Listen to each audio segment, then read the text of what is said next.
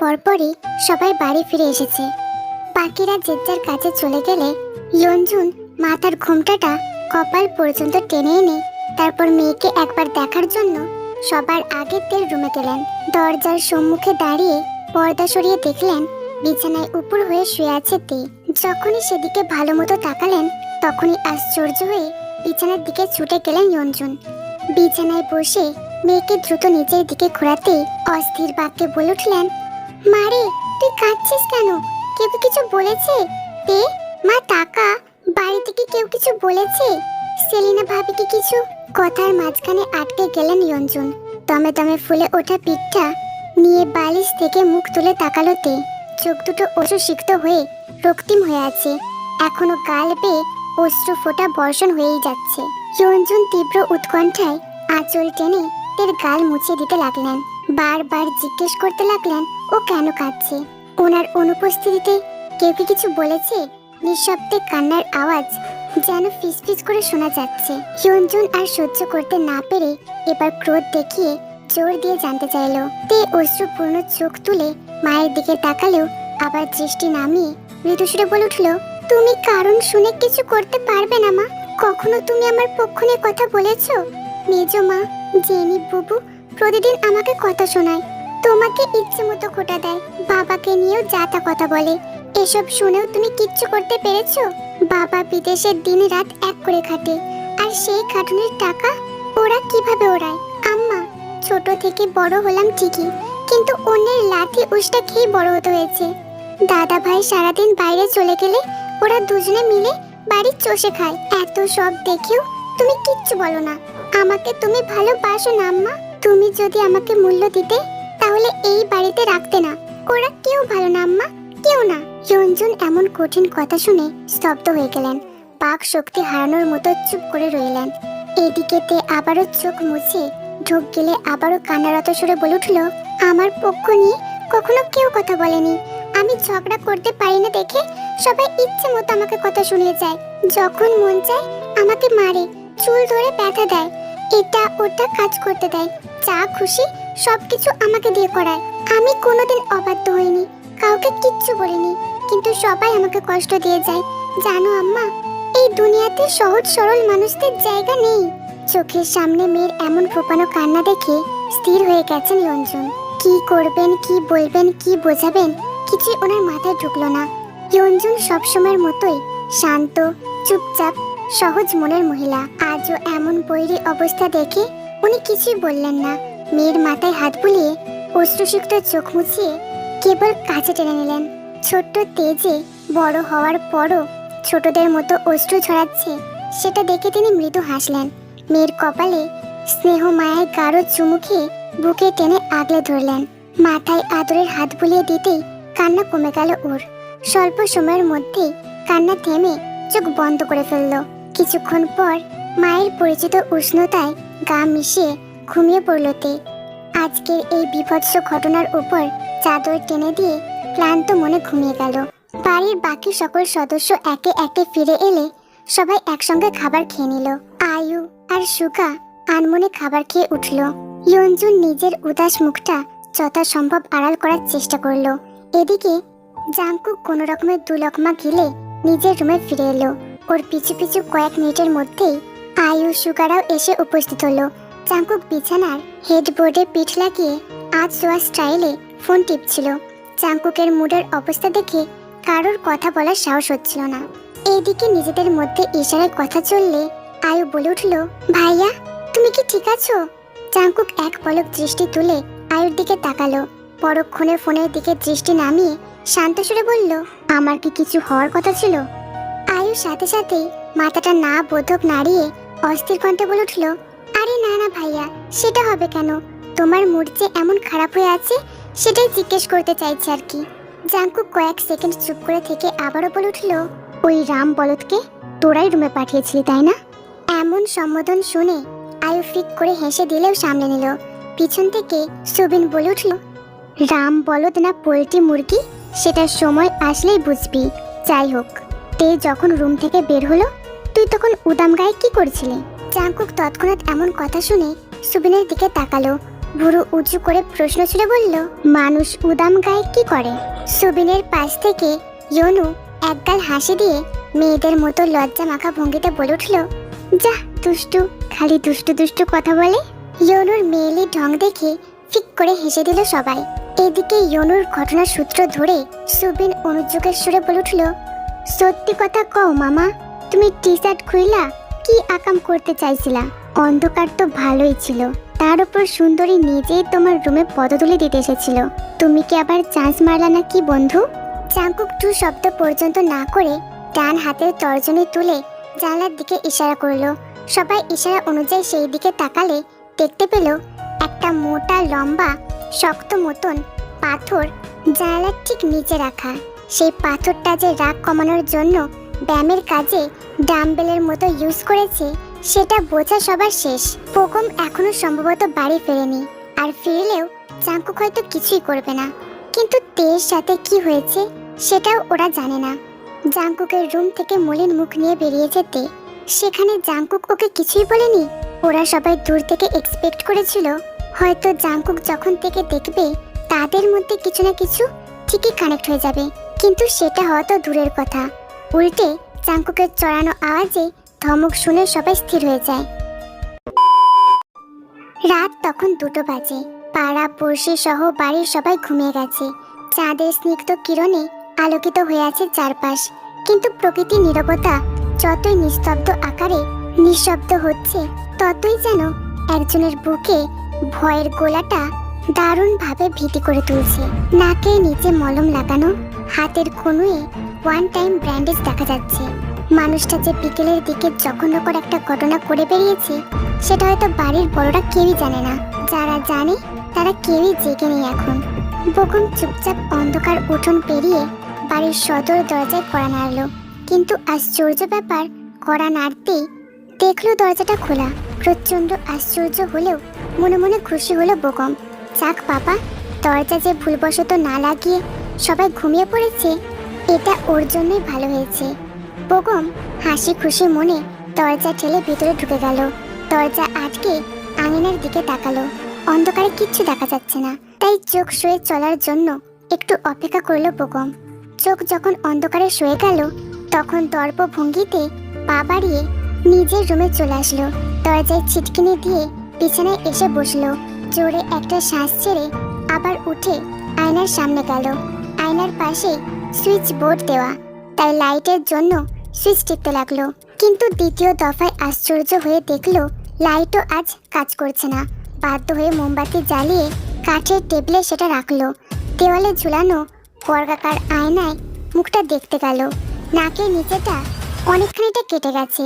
তর্জনী আঙুলটা দিয়ে কাটার জায়গায় আলতোভাবে স্পর্শ করতেই হঠাৎ আয়নার দিকে চোখ পড়ল ওর।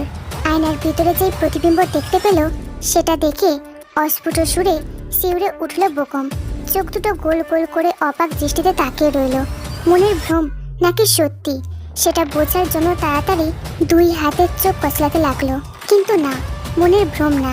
আয়নায় যে পুরুষ মূর্তিটা দেখা যাচ্ছে সেটা মিথ্যা না, সত্যি সত্যি বকুমের পিছনে সেই পুরুষ মূর্তিটা দাঁড়িয়ে আছে, ভয়াবহ দৃষ্টি দিয়ে ওর দিকেই তাকিয়ে আছে। বুকের বক্ষস্থল থেকে গলা পর্যন্ত শুকিয়ে এলো বকুমের। কথা বলতেও যেন জিহ্বা ভার লাগছে। সকাল থেকে সূর্যের দেখা নেই। চারপাশ ভয়ঙ্কর অন্ধকারে গা ঢেকে আছে। গুড়গুড় করে মেঘের গর্জন শোনা যাচ্ছে দূর দূরান্তে। এখনো বজ্রপাতের পৈশাচিক আওয়াজ শুরু হয়নি। বৃষ্টির আগে যে দমকা হাওয়া ছাড়ে তাতেই পল্লী বিদ্যুৎ উধাও হয়ে যায়। আকাশ যেভাবে অন্ধকার করেছে তাতে মনে হচ্ছে তাণ্ডবের মতো বৃষ্টি নামবে। এদিকে মোল্লা বাড়িতে টান টান উত্তেজনা কাজ করছে। বকুমের কোনো পাত্তা নেই। ঘরের মধ্যে বকুমের ব্যাগটাও পর্যন্ত গায়েব। হুট করে নিরুদ্দেশ ভঙ্গিতে চলে যাওয়ার ঘটনা গঙিও কোনোভাবে মেলাতে পারছেন না। এদিকে জেনির উপরেও প্রচণ্ড রূপে ক্ষেপে আছেন তিনি। জেনি বেহায়ার মতো পাশের গ্রামে নদীর পাড়ে গিয়ে নৌকায় ঘুরে এসেছে। সঙ্গে একটা ছেলেও যে ছিল সেটা গ্রামের এক চাষি তার কানে দিয়েছে। এসব শুনেই তিনি প্রচণ্ড বকেছেন জেনিকে। সেলিনা আজ সাফাই দিতে গিয়েও চুপ করে আছে। বড় বউ কঠোর চাহনিতে জেনির দিকে তাকিয়ে শেষে রান্নাঘরে চলে গেলেন। ঘটনা যখন ইতি টেনে বসলো, সবাই যখন যার যার কর্মে ব্যস্ত হয়ে পড়ল, তখন শান্ত চিত্তে তে ঘরের পর্দা সরিয়ে বাইরে উঁকি দিল। কাউকে তখন দেখতে না পেয়ে স্বস্তির নিঃশ্বাস ছেড়ে চুপি চুপি পুকুর পাড়ের জন্য সিঁড়ি ধরে নামলো। কিন্তু যাওয়ার জন্য পা বাড়াতেই পিছন থেকে সুতীক্ষ্ণ কণ্ঠের জন্য পা থামিয়ে ফেলল তে। সংকোচ ভঙ্গিতে মাথা ঘুরিয়ে দেখলো জিন দাঁড়িয়ে আছেন। তিনি হাতের ইশারা করে ওকে কাছে আসতে বললেন। তে গুটি গুটি পায়ে ওনার কাছে গিয়ে দাঁড়ালে জিন ওর হাত ধরে শান্ত গলায় বলল, এমন চুপি চুপি করে কোথায় যাচ্ছ তে? সহজাত নরম কণ্ঠ এবং সুলভ আচরণ দেখে মুখ তুলে তাকালো তে। কারো সবুজ রঙের জামদানি শাড়ি পরেছে জিন, মাথায় সুন্দর করে ঘোমটা দেওয়া, চোখে মুখে সৌজন্যের হাসি দেখা যাচ্ছে, শরীরের সর্বত্র যেন শৌখিনতার ছোঁয়া। তে শান্ত নয়নে জিনের দিকে এক পলক দেখে নিল, এরপর চোখ নামিয়ে সরল গলায় বলল, পুকুর পাড়ে যাচ্ছিলাম। উত্তরটা শুনে মুচকি হাসি দিলেন জিন। মেয়েটার মধ্যে ছোটভাবে সহজ সরল রূপটাও ভালো মতো প্রকাশ পাচ্ছে। মেয়েটা সম্পূর্ণ ওর মায়ের আচরণ নিষ্ঠ পেয়েছে। এইদিকে তের মনে প্রচণ্ড অস্থির অনুভব করছে। প্রথমত জিনের সাথে টুকটাক কথা ছাড়া তেমন কথা হয়নি, কিন্তু সেখানে জিন, রোজ আর জেনি ঢের কথাবার্তা সেরে ফেলেছে এর মধ্যে। তে জিনের কাছ থেকে নিজেকে যথেষ্ট গুটিয়ে রেখেছে। জিন সৌজন্যমূলক হাসি দিয়ে তেকে নিজের রুমে নিয়ে গেলেন। এ বাড়ির 4টে নাতনির মধ্যে তেকেই ওনার চমৎকার লেগেছে। মেয়েটার চেহারায় জেনির মতো ভোঁতা ভাব নেই, জিমিনের মতো সক্ষতার আলাপ নেই, রোজের মতো হুটহাট মিশুকে ভাবটাও দেখা যায় না। চাঙ্কুকের মুখেও 2বার এই মেয়ের সম্বন্ধে গাদি উপাধি শুনেছে। কেন শুনেছে সেটার বর্ণনা চাঙ্কুক দেয়নি, অথচ জিহো সেখানে তেয়াপু বলতেই অজ্ঞান। রাত হলেই ওর রুমে গিয়ে ঘুমানোর জন্য বায়না ধরে বসে। সেখানে থেকে গাধি বলার কোনো কারণ খুঁজে পেলেন না উনি। জিন ওকে বিছানায় নিজের পাশে বসালেন, এরপর বলে উঠলেন, তুমি পড়াশোনা করছো না? এবার কিসে পড়ছো? তে কাচু মাচু ভঙ্গিতে ধীর কণ্ঠে বলল, 10ম শ্রেণীতে। উত্তরটা শুনে গাঢ় করে হেসে দিলেন জিন। দুজনের মধ্যে টুকিটাকি বিষয়ে কথা চলতে থাকলে ঠিক ওই সময় আইরিন রুমের পাশ দিয়ে যাচ্ছিল। আনমনে চলে যেতেই রুমের ভিতরে এক পলক ভাবলেশ ভাবে তাকালো। মুখ ফিরিয়ে আবার যেতে ধরলে হঠাৎ বজ্র হাতের মতো বিপুল বিস্ময়ে হাঁটা থামিয়ে ফেললো। তাড়াতাড়ি পা পিছিয়ে রুমের বাইরে দাঁড়িয়ে আড়াল থেকে ভিতরে উঁকি দিল। অমনি আশ্চর্য দৃষ্টিতে থ মেরে রইল আইরিন। সত্যি উনি তের সাথে কথা বলছেন? আইরিন অস্ফুট সুরে সর্বনাশ বলতেই এক দৌড়ে সুগার রুমে গিয়ে পৌঁছালো। সুগার রুমে আয়ু বাদে বাকি সবাই বসে আড্ডা দিচ্ছিল, তাই ওই মুহূর্তে আইরিনের আকস্মিক আগমন দেখে পুরো কুচকালো সবাই। আইরিন হাঁপাতে হাঁপাতে দম ফুরানোর ভঙ্গিতে ছটফট করে বলে উঠল, তাড়াতাড়ি নিচে যাও, নিচে যাও সবাই। তে জেঠিমার রুমে, ওরা কি সব কথা বলছে, তাড়াতাড়ি চলো। আইরিনের কথা শেষ হতে দেরি সবাই ধুপধাপ করে খাট থেকে নেমে দৌড় লাগালো। জিন যদি ভুলবশত চাঙ্কুকের ব্যাপারে কিছু বলে ফেলে তাহলে সব শেষ, সব মানে সব শেষ। সুগা দৌড়ে যেতে মাথা পিছু ফিরিয়ে আইরিনের উদ্দেশ্যে চটপট গলায় বলে উঠল, তুই আয়ুকে ডাক, আয়ুকে বল দ্রুত নিচে আসতে, আমরা সবগুলো মিলে ততক্ষণ সামলে নিচ্ছি। তাড়াতাড়ি কর আইরিন, দৌড়ে যা। আইরিনের হাঁপানি তখনও থামেনি, তবুও সে আর দাঁড়িয়ে না থেকে সুগার আদেশ শুনতেই আবারও পা ছুটিয়ে দৌড় লাগালো। এইদিকে সিঁড়ি ধরে সবগুলো নিচে নেমে আসলো। জিনের রুমের দিকে ছুটে যেতেই হঠাৎ জনু পা থামিয়ে সূক্ষ্ম চিৎকার দিয়ে সবাইকে থামতে বলল। সেই চিৎকারের সুর বাড়ির সবার কানে না গেলেও সুগার কানে পৌঁছেছে। সুগা, সুবিন আর বাকিরা তৎক্ষণাৎ মাথা ঘুরিয়ে ইয়নুর দিকে তাকালো। ইয়নু ওদের কাছে গিয়ে নিচু সুরে সতর্ক গলায় বলল, সবার একসাথে যাওয়া যাবে না, সবাই একসাথে গেলেই ধরা খাবি। শোন, এক কাজ কর, যিশু তুই আগে যা, তুই গিয়ে পোল্ট্রি মুরগিকে বল আয়ু ওকে পুকুর পাড়ের যে ঝোপের প্লেসটা আছে ওখানে ইমিডিয়েটলি যেতে বলেছে। সুবিন বলে উঠল, সালার ভূত, তোর মাথা কি নষ্ট হয়েছে? আর জায়গা পাইলি না তুই? ওই চিপাই কেন যেতে বলিস? হ্যাঁ, ওই জায়গা কি ভালো? ইয়নু ওর উগ্রতায় খেপে গিয়ে ওর গালে কষি একটা চড় মারলো। রাগের চোটে দাঁত কটমট করে বলে উঠল, মুখ খারাপ করবি না, ঝোপের ভিতরে ঢুকতে বলিনি, বলেছি ওখানে নিয়ে যেতে। আপাতত বাড়ি থেকে দূরে থাকাটাই ওর মঙ্গল। আন্টিকে তো তুই চিনিস, আন্টি যদি সারা বাড়ি খুঁজে ওরে আড্ডা মারতে নিয়ে যায় তাহলে ভাব আর ভাবি পাউন হইব না। ইয়নু দ্রুত নিজের যুক্তি বুঝিয়ে যিশুর দিকে তাকিয়ে আদেশ সূচক কঠোর চাহনিতে বলে উঠল, আর একটা কথা শোন, আন্টি যদি জিজ্ঞেস করে আয়ুব কেন ডেকেছে তাহলে বলবি আয়ুব কিছু ছবি তুলবে, ওই ছবি তোলার জন্যই ডেকেছে। হিসেব বুঝেছিস? এখন জলদি যা। ইয়নুর আদেশ মতো জিনের রুমে ঢুকলো যিশু। এদিকে সবার মধ্যে অস্থিরতা কাজ করছে। জিন যদি জাংকুকের কাজের সম্বন্ধে বলে ফেলে তাহলে বিরাট কাহিনী হবে। কিছুক্ষণের মধ্যে আয়ু এসে হাজির হলে পুরো প্ল্যান ওকে জানানো হলো। আয়ু সবটা শুনে সবার জন্য বলে উঠল, প্ল্যানের ফার্স্ট টার্ম যেহেতু শুরু হয়ে গেছে, আমাদের উচিত পুকুর পাড়ে গিয়ে বাকি প্ল্যানটা এক্সিকিউট করা। চলো আমরা পুকুর পাড়েই যাই, ওইখানে গিয়ে বসে থাকলে আই থিঙ্ক এদিকে কোনো প্রবলেম হবে না। আয়ুর কথায় সায় জানিয়ে সবাই পুকুর পাড়ে ঝোপের কাছে হাজির হলো। ঝোপটার ওখানে অনেকগুলো আম গাছ, সেই সঙ্গে জায়গাটা খুব স্যাঁতস্যাঁতে। সেখানে সোনালি রোদের তেজ খুব কম পড়ে বলে মাটিও বেশ নরম হয়ে থাকে। সবাই ওখানে গিয়ে জড়ো হলে কয়েক মিনিটের মধ্যে যিশু তেকে নিয়ে এসে হাজির হয়। হলুদ রঙের শাড়ি পরোয়া তে খালি পায়ে ওদের দিকে এগিয়ে আসছে। মাথার চুলটা সুন্দর করে বেনি করে রেখেছে। উজ্জ্বল চামড়ার উপর লাল রঙের ব্লাউজটা বেশ চমৎকার মানিয়েছে। সুগা, সুবিন, আয়ু এক দৃষ্টিতে তের দিকে তাকিয়ে আছে। ওভাবে তাকিয়ে থাকতেই সুগা অন্যমনস্ক কণ্ঠে বলে উঠল, আমাদের হবু ভাবিটা কিন্তু খুব সুন্দরী, তাই না? সুগার হেয়ালি কথায় সাই দিয়ে ডান পাশ থেকে সুবিন বলে উঠল, শুধু সুন্দরী না, আগুন সুন্দরী। জাংকুকের সাথে কি ডেঞ্জারাস লাগবে। আমার তো এখনই এইসব ভেবে খুব এক্সাইটেড লাগছে বন্ধু। সুবিনের কথায় মৃদু ভঙ্গিতে হেসে দিল সুগা।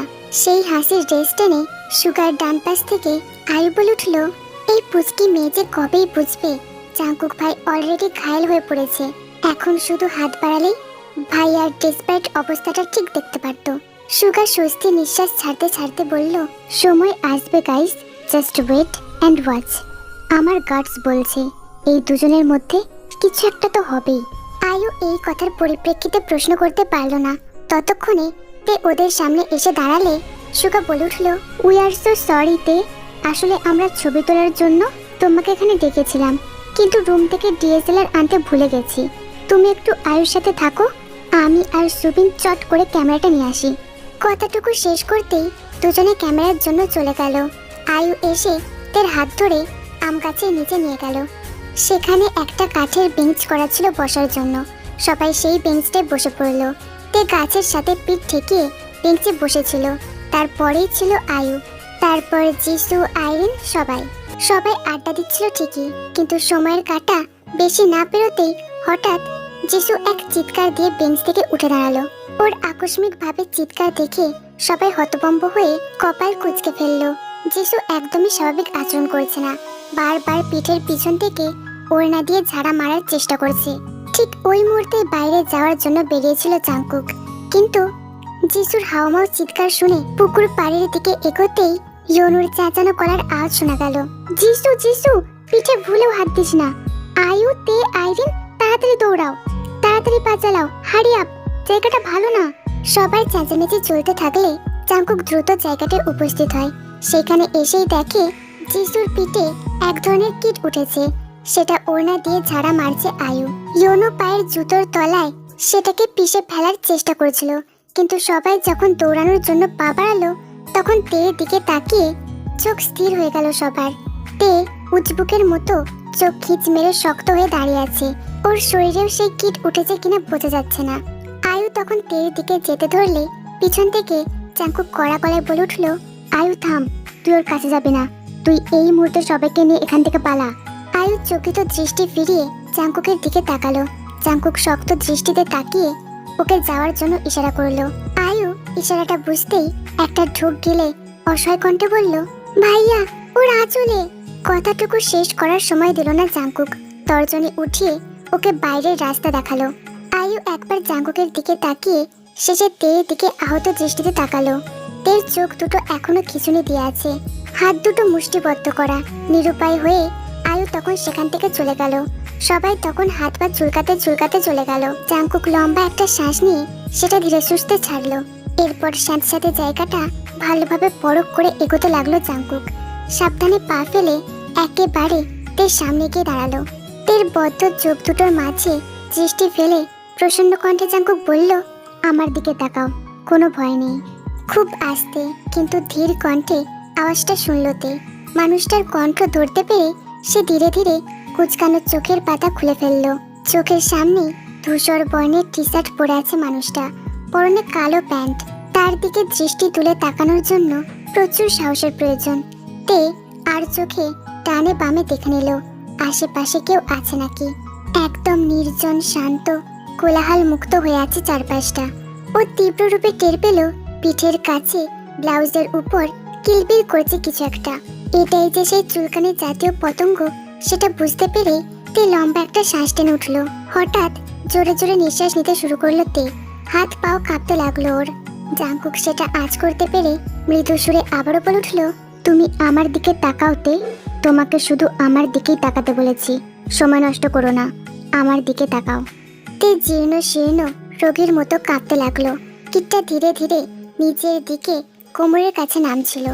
ওটা যদি কাটা জায়গাটার ওখানে যায় কি করুণ অবস্থা হবে সেটা কেউ জানে না। এত বলার পরেও যখন তে মুখ তুলল না, তখন জাংকুক বাধ্য হয়ে ওর থুতনি ধরে মুখটা তুলল। সমস্ত শরীর ঝিমঝিম করে উঠল জাংকুকের স্পর্শ এবং চাহনি দেখে। জাংকুক ওর দিকে কেমন ব্যাকুল দৃষ্টিতে তাকিয়ে আছে। সেই দৃষ্টির মাঝে তেকে নিবদ্ধ করে জাংকুক এক হাত এগিয়ে ওর কোমরের বাঁ পাশটা ধরলো, আর এক হাত এগিয়ে ওর পিঠের উপর রাখলো। জাংকুকের চোখের দিকে তাকিয়ে চমকালো না তে, কেঁপেও উঠল না একটুও। এমন ভাবে স্থির হয়ে গেল যেন জন্ম জন্মান্তর থেকে এই লোকটা যেন এভাবেই ওকে স্পর্শ করে এসেছে। জাংকুক ওর পিঠের উপর হাতের বিচরণ চালাতে কোমল সুরে বলে উঠল, তে, কিম তেয়ং, 10ম শ্রেণী, রোল নাম্বার 13, স্কুলের সবচেয়ে অনিয়মিত ছাত্রী। চুপচাপ আমার দিকে তাকিয়ে থাকো, অন্যদিকে ধ্যান দেওয়ার প্রয়োজন নেই। এই কথার উত্তরে একবার শুধু চোখের পলক ফেললো তে। চোখ খুলে আবারও জাংকুকের দিকে তাকিয়ে রইল সে। জাংকুক ওর দুই চোখের ভিতরে দৃষ্টি জড়িয়ে মেয়েধীন পিঠের নিচে হাতটা নামাতেই হঠাৎ ব্যথার শব্দ তুলে শিউরে উঠল। কিন্তু তেকে কিছু বুঝতে না দিয়ে তৎক্ষণাৎ চোখ খুলে ওর দিকে স্বাভাবিক দৃষ্টিতে তাকালো। তে অপ্রতিভ ভঙ্গিতে চমকে উঠলেও জাংকুকের অবস্থা দেখে প্রশ্নাত্মক দৃষ্টিতে তাকিয়ে রইল। ওকে কিছু জিজ্ঞেস করবে তার আগেই ওর দিকে বাঁকা হাসি দিয়ে দু পা পিছিয়ে গেল জাংকুক। কোমর থেকে হাত সরিয়ে ফেললো, পিঠ থেকেও সরিয়ে নিল নিজের হাতটা। তের দিক থেকে পিছিয়ে যেতে যেতেই ডান হাতটা কেমন লুকানোর ভঙ্গিতে পকেটে গুঁজে ফেললো, অথচ মুখে স্বাভাবিক অবস্থা বজায় রেখে বলল, এখানে থাকাটা সেফ না, বাড়ি যাও, আমি আসছি।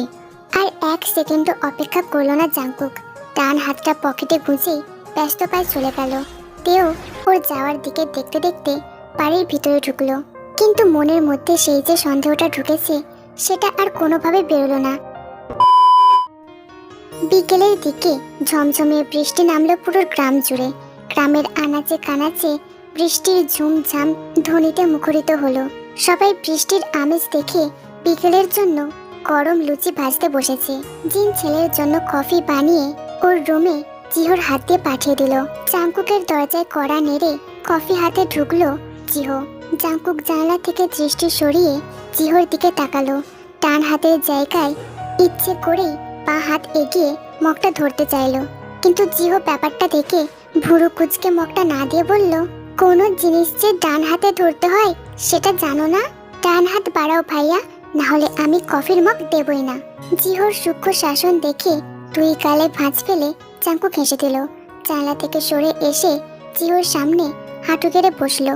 পকেট থেকে ডান হাতটা বের করলেও সেটা নিচু করে রাখলো। বাঁ হাতটা জিহোর কাঁধে তুলে দিয়ে বলল, বেশি বড় সাজা হচ্ছে তাই না? ডান হাতে ব্যথা, এই জন্য বাঁ হাত বাড়িয়েছি, দে মগটা দে। বৃষ্টি দেখতে দেখতে কফিটা এনজয় করি। জিহো কোনো কথা শুনলো না। সে ভাবলো জাংকুক হয়তো ব্যথার কথাটা মিথ্যে বলেছে, তাই রাগত সুরে জাংকুকের উদ্দেশ্যে বলল, তুমি আমার সাথে চেকমেট করতে পারবে না ভাইয়া, তুমি আমার সাথে চালাকি করতে পারবে না ভাইয়া, তুমি যে মিথ্যা বলছো সেটা আমি বুঝে গেছি। জাংকুক বাঁকা হেসে বলে উঠল, ও তাই, তুই এত বুঝিস? তার চর খেতে খেতেই এসব বুঝে গেলি নাকি? জাংকুকের কথায় এবার সত্যি রেগে গেল জিহো। কাঁধ থেকে ছটাং করে ওর হাতটা সরিয়ে কফির মগটা টেবিলের উপর রেখে আসলো। বুকের কাছে 2 হাত ভাঁজ করে অ্যাটিটিউড দেখিয়ে বলে উঠলো, আমি কোনো ফিডার চোষা বাচ্চা না, আমি এখন অনেক বড় হয়ে গেছি। কয়েকদিন পর তোমার মতো বন্দুক চালিয়ে সবাইকে ঢিসুম ঢিসুম করে দেবো। ওর বাচ্চা সুলভ কথা শুনে হো হো করে হেসে দিল জাংকুক। হাসতে হাসতে জিহোর কাঁধটা ধরে ওকে কাছে টেনে বলল, এই কথাটা বাইরে ফাঁস করিস না বেটা, কফিটা নিয়ে আয় আর আপডেটগুলো বল। সকালে তো শুনতেই পারিনি, বাকি আপডেটগুলো দে। জিহো আবারও কাঁধ ঝাড়া মেরে জাংকুকের হাতটা সরিয়ে ফেললো। এক পা পিছিয়ে গম্ভীরভাবে বলে উঠল, mister Jeon Jungkook, the son of mister Kim Namjoon, brother of mister Jiho. এইটুকু বলতেই জিহোর কথা আটকে গেল। এরপর আর কার কার পরিচয় ঠেলে ঠেলে ঢোকানো যায় সেটা নিয়ে চিন্তায় পড়ে গেল। মূল কথা থেকে ছিটকে যাওয়ার দৃশ্য দেখে জাংকুক ঠোঁট চেপে হেসে ফেলল। কোনো রকমে হাসি আটকে চিন্তিত জিহোর উদ্দেশ্যে বলে উঠল, আরে বল, থামলি কেন? পুরো 14 গোষ্ঠীর নাম আমার নামের পিছনে লাগিয়ে দে। জিহো এবার বিরক্ত হয়ে গজগজ করে বলে উঠল, ভাইয়া তুমি প্লিজ বলবে তোমার রাইট হ্যান্ডে কি হয়েছে? এটা বললেই তো শেষ, আমি তো আর কিছু জানতে চাইনি। জিহোর মুখের দিকে অপলক তাকিয়ে রইল জাংকুক। এরপর ছোট একটা নিঃশ্বাস ছেড়ে ডান হাতের দিকে এক নজর তাকিয়ে জিহোর দিকে দৃষ্টি দিয়ে হাসি মুখে বলে উঠল, আরে কিছু হয়নি রে পাগল, এমনি বাহাত বাড়িয়েছি, কফিটা ঠান্ডা হয়ে যাচ্ছে, প্লিজ দিয়ে যা। জিহো আর কোনো কথা না বাড়িয়ে সোজা কফিটা এনে দিল। ফ্লোর থেকে হাঁটু তুলে জাংকুক দাঁড়িয়ে পড়ল। জানালার দিকে ফিরে যাওয়ার জন্য ঘুরতেই সেই সুযোগে ডান হাতটা টান মেরে তৎক্ষণাৎ চোখ বোলালো জিহো। এমন ঘটনার আকস্মিকতায় ব্যালেন্স হারিয়ে কফিতে চুমুক দেওয়ার বদলে একটুখানি কফি ফ্লোরে পড়ে গেল। সে মাথা ঘুরিয়ে জিহোর দিকে তাকালে কথা বলার জন্য বাক্য হারিয়ে ফেলল। জিহো ততক্ষণে ওর হাত দেখে জাংকুকের দিকে ব্যথাতুর দৃষ্টিতে তাকিয়েছিল। ছোট ছোট হাত দুটো জাংকুকের হাতটা খুব আলতো করেই ছেড়ে দিল। এরপর বাকরুদ্ধ হয়ে চুপচাপ বিমর্ষ ভঙ্গিতে চলে যেতে লাগলো। জিহোর উদাস মুখটা দেখে পিছু ডাকলেও ভাইয়ের ডাকে সাড়া দিল না সে। জিহো রুম থেকে বেরিয়ে যেতে নিলে জাংকুক জোর গলায় বলে উঠল, তুই এই ম্যাটারে কাউকে কিছু বললে তোর পিঠের ছাল তুলে নেব, কাউকে কিন্তু কিচ্ছু বলবি না, শুনেছিস? আর কোনো উত্তর এলো না। বিমর্ষ মুখটা ভার করেই চলে গেল জিহো। কফির মগটা নিয়ে কিছুক্ষণ কফির দিকে তাকিয়ে রইল জাংকুক। ডান হাতটা চোখের সামনে উঠিয়ে দেখলো, কিন্তু এই ব্যাপারে কাউকে কিছু বলার প্রয়োজন মনে করলো না। কফির মগে এক চুমুক বসিয়ে জানলার কাছে গেল জাংকুক। বৃষ্টির প্রবলতার জন্য দূরের সব দৃশ্য এখন অদৃশ্য হয়ে আছে। আকাশটাও সন্ধ্যার মতো কালো হয়ে এসেছে। গাছপালা যেন বৃষ্টির জলে ধুলো ঝেড়ে পবিত্র হয়ে উঠেছে। বৃষ্টির ঠান্ডা জল ছোঁয়ার জন্য জানলার বাইরে হাত বাড়ালো জাংকুক। ঝর্ণার মতো চাল ছুঁয়ে ছুঁয়ে পড়া জল ওর হাতে তালুতে পড়তে লাগলো।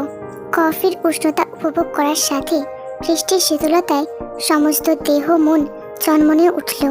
মনে মনে সুর ধরল, হো দূরের আকাশ নীল থেকে লাল, গল্পটা পুরনো, ডুবে ডুবে ভালোবাসি, তুমি না বাসলেও আমি বাসি। দুপুরের খাবারটা খায়নি জাংকুক, রাতের খাবারটাও খায়নি। দুপুরের খাবারটা হোটেলের নামে কাটিয়ে দিলেও রাতের খাবার সময় নিচে যায়নি।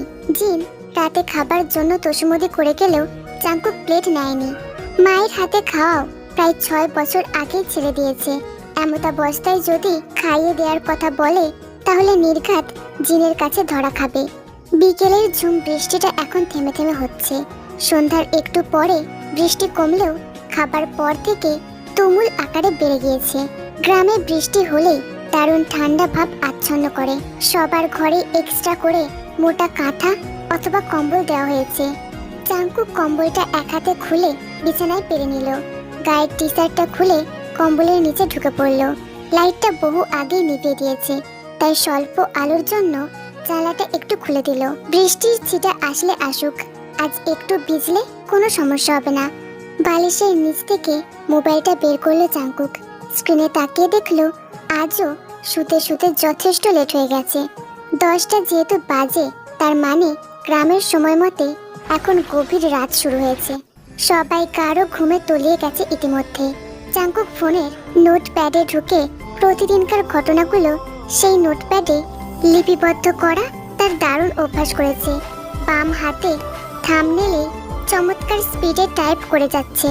কিবোর্ডের উপর বৃদ্ধাঙ্গুল চালাতে কয়েকটা শব্দ মিলে বাক্য জুড়ে সমস্ত ঘটনা লিখতে লাগলো জাঙ্কুক। জন জাঙ্কুক, ছুটির নবম দিন। গ্রামটা খুব সুন্দর। কয়েকটা নতুন স্পটেও ঘুরে এলাম। বদ্ধ জীবনে থাকতে থাকতে ঘোরাঘুরির মানসিকতা আমার তৈরি হয়নি। আজকের দিনটা সাধারণভাবে শুরু হলেও শেষটা একটা সুন্দর স্মৃতি হিসেবে যুক্ত হলো। টে নামের মেয়েটা আবারও আমার সামনে বেশ অদ্ভুতভাবে পড়ে গেল। মেয়েটা কোনোদিন স্বাভাবিক থাকে না। আমাকে দেখলে মারাত্মক ভয় পায়। এমন একটা ব্যবহার করে যেন আমি ওকে খেয়েই ফেলবো। মাঝে মাঝে ওর অবস্থা দেখে আমি চিন্তা করি, আচ্ছা আমি কি গুড লুকিং নই? কেননা সুগার স্টেটমেন্ট মতে আমার পিছনে যত মেয়ে ঘুরেছে তাদের লিস্ট করতেও নাকি কমপক্ষে 1 মাস সময় লাগবে। আমি কতটা মোটেও অহংকার করে বলছি না। আমি এ বিষয় নিয়ে কখনোই দাম্ভিকতা প্রকাশ করিনি। সবসময় নিজের মধ্যে থাকাটাই আমি ছোট থেকে শিখেছি। বাবা আমাকে যেভাবে গাইড করেছে, যেভাবে বুঝিয়েছে, আমি ছোট থেকে নিজেকে ওভাবেই সাজিয়েছি। কখনো নরম, কখনো শক্ত, কিন্তু পরিবারের জন্য সর্বদা হাসি খুশি থাকাটাই বেস্ট মনে করি। আমার বন্ধু, আমার ভাই বোন, আমার মা আর আমার পরিবারের সবাই আমার দেহের এক একটা অঙ্গের মতো। দেহের একটা অঙ্গে যখন সুই ফোটে তখন কিন্তু সমস্ত দেহই যেন যন্ত্রণায় কাতর হয়ে থাকে। আজ বাইরে ঝুম বৃষ্টি হচ্ছে, প্রকৃতির পবিত্রময় পিসফুল বৃষ্টি। আমার আত্মার সাথে এই বৃষ্টির একটা গভীর কানেকশন আছে। মায়ের কাছে শুনেছি এমন একটা দিনেই আমি হয়েছিলাম যেদিন বাইরে জোরে বৃষ্টি হচ্ছিল। মা ব্যথায় বারবার বাবার হাত খাপলে ধরছিল। বাবা নাকি টেনশনে চোখ মুখ লাল করে ছটফট করছিল। এখন এসব ঘটনা চিন্তা করলেও হাসি পায়। তবে আজও আমি ডায়েরির পাতায় সেগুলো পড়ি। কত সুন্দর একটা সম্পর্ক হলে বাবা সেই দূর থেকে মায়ের জন্য চিঠি পাঠাতো। সেই চিঠির উপর আদর মাখিয়ে লিখত, চুম্বন প্রিয়তমা। ওই আদরে মিষ্টি ঠোঁটে। বাবার সব জিনিস আমার দখলে থাকায় তার সব চিঠিগুলো পড়া শেষ। বাবার মধ্যে যে কতখানি ভালোবাসা ছিল সেটা মনে হলে গর্বে বুকখানি ভরে আসে, চোখ ছলছল করে আসতে চায়। বাবা আমাকে কোলে নিয়ে নাকি পাগলের মতো চুমু খেয়েছিল। এসব কথা বাবা তার পার্সোনাল ডায়েরিতে লিখে রেখেছে। আমার জানা মতে বাবার কাছে মেয়েরা সবচেয়ে বেশি আদরের শিশু হয়। সেখানে আমি যে ওরকম আদর স্নেহ পেয়েছি সেটা ভাবতেও কেমন অদ্ভুত লাগে আমার। আমার ছুটির দিনগুলো পেরিয়ে যাচ্ছে।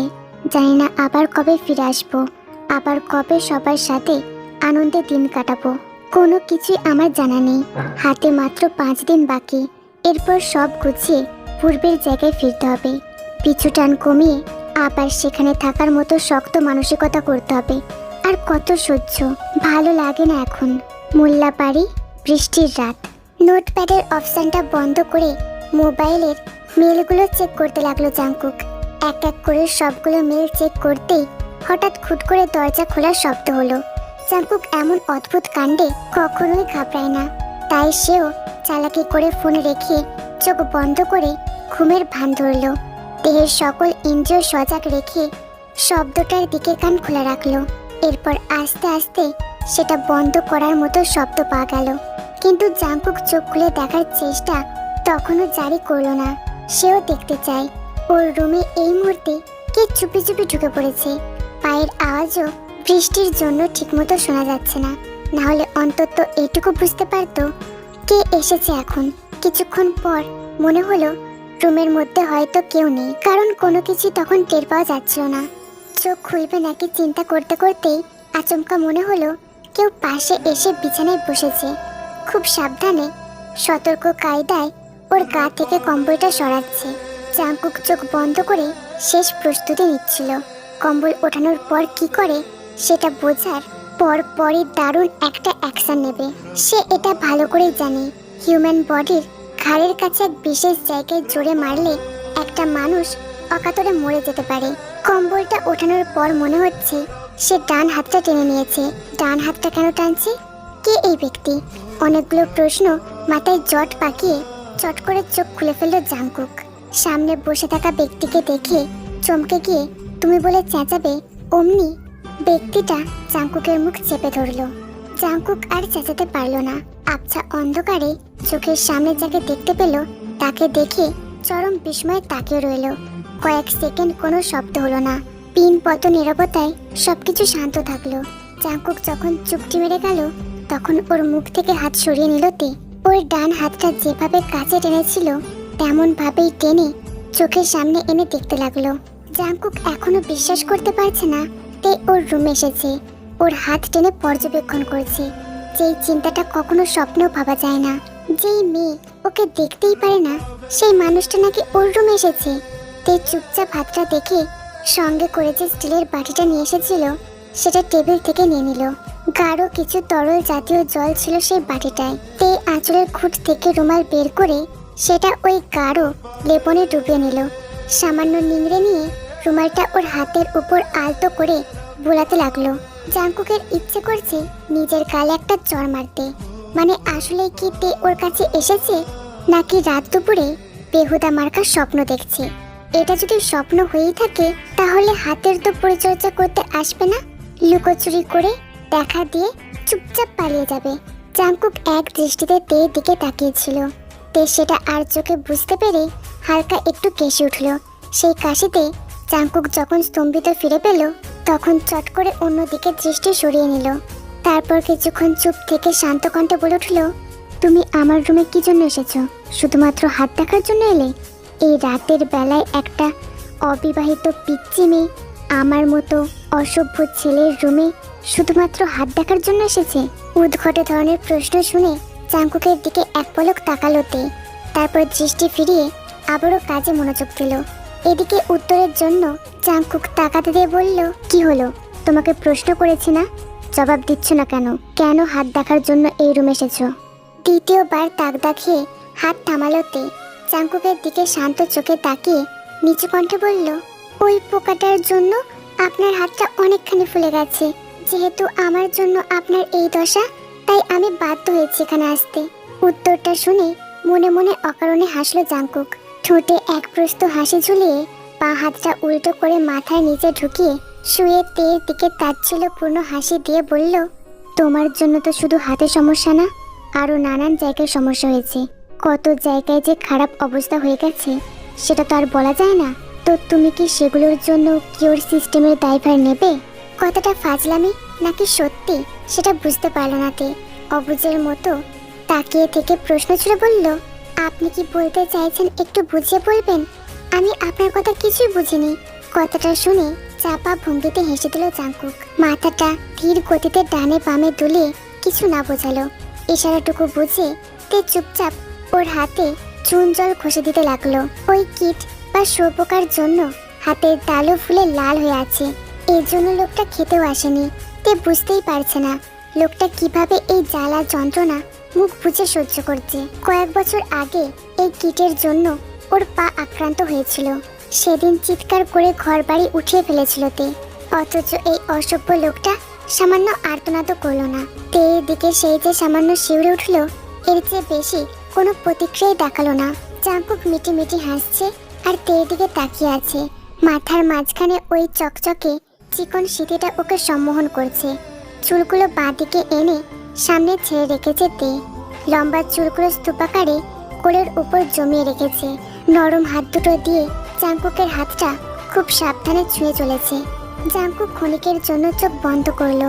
খুব অল্প সময়ের জন্য চোখের পাতা বুজে নিল। একটু আগে ঠোঁটের উপর যার হাত ছিল সেটা ভাবতেই এখনো আশ্চর্য লাগছে। বিশ্বাস করা যায় না তে কিনা ওর রুমে এসেছে। জাংকুকের চোখ বন্ধ করা দেখে তে এই ফাঁকে ওর মুখের দিকে তাকালো। শান্ত মুখটা কোমল, নির্মল, নিষ্পাপ, নিখুঁত লাগছিল। কতটুকু নিখুঁত হলে একটা মানুষের মুখ এতটা ঘোরে লাগা লাগতে পারে? তে তৎক্ষণাৎ দৃষ্টি নামিয়ে ফেলল।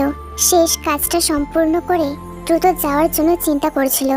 কিন্তু তখনই জাংকুক চোখ বন্ধ রাখা অবস্থায় নম্র কণ্ঠে বলে উঠল, তোমার এই শান্ত চুপচাপ স্বভাবটা আমার সবচেয়ে বেশি ভালো লাগে। এইটুকু কথার মধ্যে কি ছিল তে জানে না, কিন্তু শোনার পরপরই ওর গায়ে কেমন কাঁটা দিয়ে উঠলো। হাত থামিয়ে ভয়ার্ত দৃষ্টিতে চাঙ্কুকের দিকে তাকালো। মনে হচ্ছে এই একটু আগের চাহনিটা চাঙ্কুক দেখে ফেলেছে। চাঙ্কুক খুব শান্ত ভঙ্গিতে চোখ খুলে ওর দিকে তাকালো। মাথার নিচ থেকে হাতটা সরিয়ে সোজা হয়ে বসলো। তের দিকে পুনরায় দৃষ্টি ফেলে স্বাভাবিক কণ্ঠে বলল, নোট, তোমার স্বভাবের প্রশংসা করেছি, ব্যক্তিগত পছন্দের কথা বলিনি। তুমি এখন যেতে পারো। আমার হাত নিয়ে তোমার কোনো চিন্তা করতে হবে না। তোমার গিল্টি ফিল করার কোনো কারণ নেই। রুমে গিয়ে শুয়ে পড়ো। Good night. সোজা হয়ে যেভাবে বসেছিল কম্বল টেনে চুপচাপ উপর হয়ে শুয়ে পড়ল জাংকুক। ডান হাতটা মাথার কাছে বালিশের উপর রেখে দিল। এরপর চোখ বন্ধ করে পিঠ পর্যন্ত কম্বল টেনে নিল। তে বিমূঢ় অবস্থায় বসে থাকলেও শেষে স্টিলের বাটিটা তুলে বিছানা থেকে উঠে দাঁড়ালো। মাথা নিচু করে দুই হাতে ধরা স্টিলের বাটিটার দিকে তাকিয়ে চলে যেতে থাকলো। দরজার বাইরে পা রাখবে অমনি পিছন থেকে জাংকুক বলে উঠল, 5টা দিন সহ্য করো, এরপর আজীবনের জন্য চলে যাচ্ছি। আমার মতো অসভ্য মানুষ তোমাদের বাড়ির চৌকাঠায় পা ফেলবে না। সার্ভিসের জন্য ধন্যবাদ। কথাটা শুনে পা থামিয়ে ফেলে মাথাটা পিছন দিকে ঘোরালো তে। ক্ষীণ দৃষ্টিতে জাংকুকের দিকে তাকিয়ে থেকে কেমন করুণ ভঙ্গিতে নিঃশ্বাস ছাড়লো। এরপর মাথা ঘুরিয়ে দরজা খুলে বাইরে চলে গেল। জাংকুক যদি একবার দরজার দিকে তাকাতো তাহলে তের মলিন হয়ে যাওয়া মুখটা দেখে আজও বাঁকা হাসি দিত।